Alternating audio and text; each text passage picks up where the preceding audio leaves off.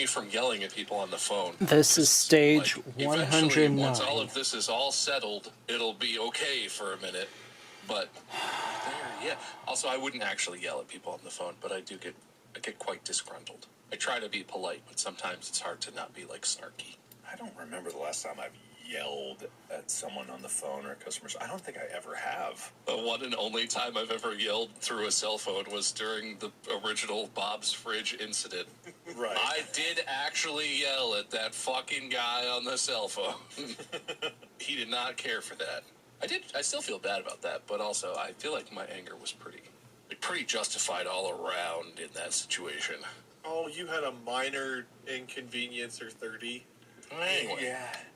I've been told by, a therapist in the past that anger is not always a bad emotion. Sometimes anger is a valid human emotion that needs to be tapped into. Who's your therapist, Palpatine?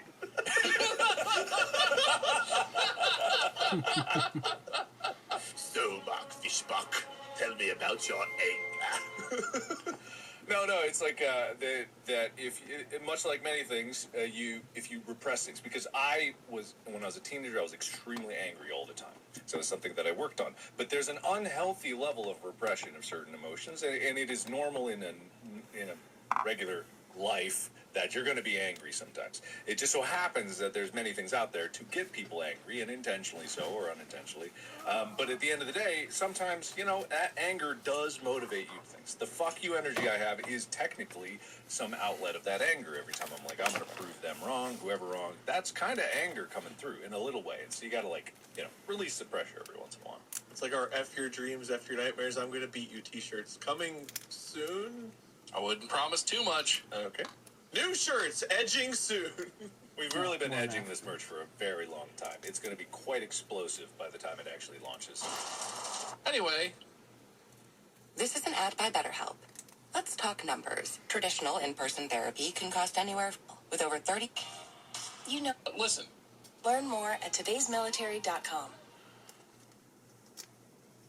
On to the topic. Well, hear me out. It's gonna sound like it's just more small talk, because it kind of is. But listen, we haven't been doing this that long. Hanging out, talking, knowing each other. I thought it might be a great time for us to discuss some classic icebreaker questions and really start to get to know each other. We all work together. We see each other at the office. We wave in the parking lot. But do we really get to know each other on a personal level yet? I don't know. And I just want to, foster a little community. And I thought we could just go over some icebreakers and, maybe tell some stories, have some fun, make a little connection. Okay, I had a list of questions, and then I opened another note. And the first thing on that note said, clue, but with a lot of extra rules. It's like, I don't think that's one of my icebreakers I put on my list, but I guess we're playing Clue now. It could be a good icebreaker. Miss Dorothy in the office with Miss Dorothy in the office with a knife. Mark gave us Chess 2.0. I'm coming out here with Clue Type B sometime soon, but that's a different episode. Anyway, icebreakers. Here we go. What thing from nature, excluding all animals and creatures, best describes your vibe? From all creatures? No creatures whatsoever. Just something from nature. Plants, rock formations, anything that's not a living creature. What thing in nature, including like the whole cosmos, asteroids and whatever, what thing describes your vibe? I know this one. I'm a stalactite. Because I'm inside and I'm just hanging out. I don't know why I felt guilty for laughing at that. That was a decent joke. It deserved a laugh. It was also true. I'm a homebody. I like to chill. So wait, which one are you? Stalactite? Heights are the one that hang, I believe. I had to look it up because I never remember the mite versus tight. I don't know how tight ceiling, mite floor. I don't know. It doesn't. What's the connection? Clearly, I know the difference. My vibe, guys, my vibe. The mighty redwood. Just tall, powerful, girthy as hell, unstoppable, well-respected, top of the tree food chain, if you know what I mean. That's probably how trees work. Napoleon syndrome, self-centered trees. Get a lot of burls that everyone wants to come steal off you. Yeah.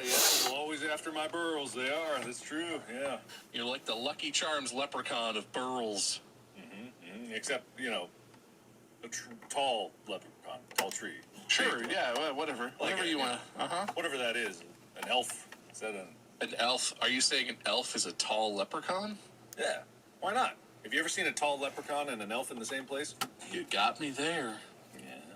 I think Lucky's kids, like there's one that inherits the family business and the rest go to work for Santa. Who's Lucky? Lucky Charms. Is that his name? They're not called Lucky's Charms. They are Lucky Charms. Yeah, but he's also called Lucky. But he says they're always after me, Lucky Charms. They're all after me, Lucky. Oh, Charms. There's a comma in there. There's several commas. They're always after me, Lucky. Lucky the leprechaun. That doesn't make any sense. Also known as Sir Charms. Sir Charms, he's a knight? Mascot of Lucky Charms is Lucky the leprechaun. God damn. I mean, look, fair enough. I don't know about these things. I'm gonna have to defer to Mark. That's the nature of breaking the ice. All right, totally different direction. What, are you answering, Bob? I guess that's only us answering, but I'm curious what represents you. I like to think of myself as the waves on the shoreline, the Michigan shoreline of Lake Michigan. Pretty chill, but capable of going red flag and getting pretty wild, but generally pretty chill. Salty, right? Oh, Lake Michigan. Aren't the Great Lakes saltwater? No! They would not be lakes if they were saltwater. I thought they were saltwater. I don't know. They're lakes! Isn't there? Oh, is it called the sea if it's in land bound but salty? Oh, the Great Lakes are freshwater, but they become saltier doing. Okay, they're not salt water, but they are saltier. Yeah, they connect to the Atlantic Ocean, but it's a long connection, and they're very big. There's a long connection, and those are called brackish waters when fresh mixes with salt. I'm that. That's my vibe. All right, I think we've talked about this one before, but I don't remember what the answer was, so if we've done it before, just say it fast. What is the most used emoji on your phone right now? I can tell you this because it was a self-fulfilling prophecy. It's the water polo player, and I don't know why. It once showed up in my top emoji list, and I've never used it before, but now I always use it because it's just always there. Is that yours, Wade? Yep. I don't even know how to describe that. What face is that? Teeth face. Gritted teeth, where he's all, but he's not smiling. I think my top three. It's the gritted teeth, the heart emoji, and then the shrug. It's the guy going like. The shrug is appropriate for you. I can see you texting that a lot to people. Actually, these are my next most used emojis. Those make sense. I don't know why you have a water polo player as your most. I don't know. Wait, what is this? My third most used emoji is an Apple Genmoji of a lion playing football. I guess I text about Lions football a lot to people. Also, my number one, I just want to say, is the fork and knife sitting next to each other. And it's because that's what I call Fortnite in text message forms. So I text, there's several groups that I'm in where I'm like, hey, you guys want a fork knife? Okay. Fortnite and water polo living in your guys' heads. I don't know what the deal is with the football lion. I swear I use other emojis. I made that once. I think we have talked about that, but I just can't. I just wanted to know, you know? So water polo, fork and knife, and gritted teeth. It makes sense when you don't think about it. Yeah. Yeah. All right, this one won't be contentious. I know we're only just getting to know each other. This is kind of a question for all three of us, but mostly for you two. If you could be one of the other two people on this call, who would you choose to be?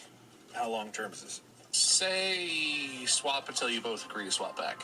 Well, if one of you pick me, you never go back, so I'm kind of scared. I'll call that bluff. I'll take it. I'll take Wade. Wade, you don't get to take me though. We have to circularly trade. I wouldn't. You're short. I want to keep my height, so I'm taking Bob. All right. Well, you're gonna get down to my head, and your knees aren't gonna hurt, and your hips aren't gonna hurt, and your back's gonna be fine. So I have to be Mark then? Is that what we've just decided? Well, I think you still get a choice, but Mark and I apparently don't. Don't listen. Don't make it be like that. I know I said it like that, but don't take it like that. You be whoever you want to be. I was going to pick you for height. I like height. I was honestly thinking about picking Mark, partially because it's hard to imagine what the world looks like from such a short height. It's only a 6-inch difference, man. Also, you could finally get a movie out, unlike someone we know. Well, Mark just has so many like hobbies and stuff, and I feel like I'm in a similar vein, but I'm just less committed than Mark to my hobbies. So I'll sit here and I'll learn. Like right now, I'm learning a lot about woodworking for hobby reasons, but I don't do it. If I was Mark, I would have tools. I would have made a chair at this point. I guess I admire Mark's dedication to just like actually doing shit instead of just sitting around. But I think, yeah, it's just a body swap, right? It's a mind stage. I know, but if I was in your body, then I'd behave more like you. I'm just throwing that out there. I'm just assuming. There is a mind-body connection. I know that, and I guess if you're considering like the brain, the way it's configured, but I was assuming we're just going to ignore that. Philosophically, there's the whole mind-body problem.